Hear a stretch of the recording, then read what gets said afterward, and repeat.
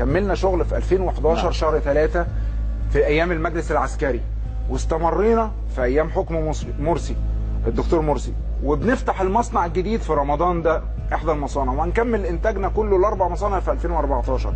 يعني احنا ما بنعملش سوبر ماركت، يعني احنا بنعمل علاقتك في الاخوان صناعه اللي تقيله من حضرتك لا يوجد هي اي علاقه صناعيه، علاقه ما فيش علاقه اقتصادية. صناعيه كمان. يعني العلاقه الصناعيه يعني في يعني في شراكه، يعني في لا. انما انا عايز تقول لي ان انا كرجل صناعه كرجل أعمال ما مصري اتعاملش مع وزير الصناعه ابقى كذاب. ما هذا اللي عمل لك ايه؟ كرجل اعمال مصري يتعامل مع الدوله المصريه طبعا، لهن كانوا الاخوان المسلمين، وهتعامل مع الدوله اللي بعد كده واللي بعد كده واللي قبل كده، لان انا مش هدخل في السياسه، انما وزير الصناعه وكان راجل محترم جدا وزير الصناعه المهندس حاتم، وطبعا كان ليا تعامل معاه بصفتي ان انا راجل بستثمر، فلازم يبقى عليا علاقه بوزير الاستثمار، وكان المهندس اسامه صالح، وبعد كده وزير الكهرباء لازم. مالك علاقه بالحاج حسن مالك؟ لا طبعا، انا بقى خلينا نرجع، انا اعرف طبعا الحاج حسن مالك، شفته وقلت عليه راجل طيب وراجل محترم، وما زلت بقول عليه راجل طيب وراجل محترم، وعمره ما اتكلم في حاجه سياسيه، بس علاقتي بيه لا تتعدى مساء الخير، مساء الخير يا حاج حسن، اخبار ايه، اخبار الشغل يا مصر.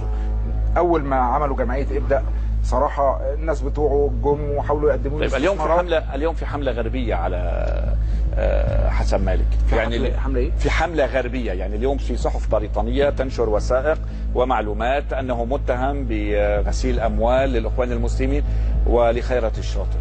شوف، هل عندك معلومات حول هذا الموضوع؟ ما هو انا يعني ما دخلتش في اي علاقه تجاريه مع اي واحد من الاخوان المسلمين، ولا اعرف فيهم غير الحاج حسن مالك، زي ما انا بقول. احنا عم نحكي عن الحاج حسن مالك. ما هو لو في علاقه تجاريه كان في اجهزه الدوله السياديه هتطلع تقول احمد ابو هشيمه ولا غير احمد ابو هشيمه يشوفوا. لا احنا عم نسال اذا كان لديك معلومات. ما فيش. عم بنقول انا بقول لك، هقول لك على حاجه يا توني بعد اذنك، اقول لك توني اكيد. شو طيب، انا الاشاعه دي طلعت عليا من 8 شهور يمكن من ساعه الطلاق، وانا رديت مره واثنين وثلاثه واربعه، وكنت قاعد مع كاتب كبير جدا جدا جدا بدون ذكر اسماء في الغردقه في شهر 2.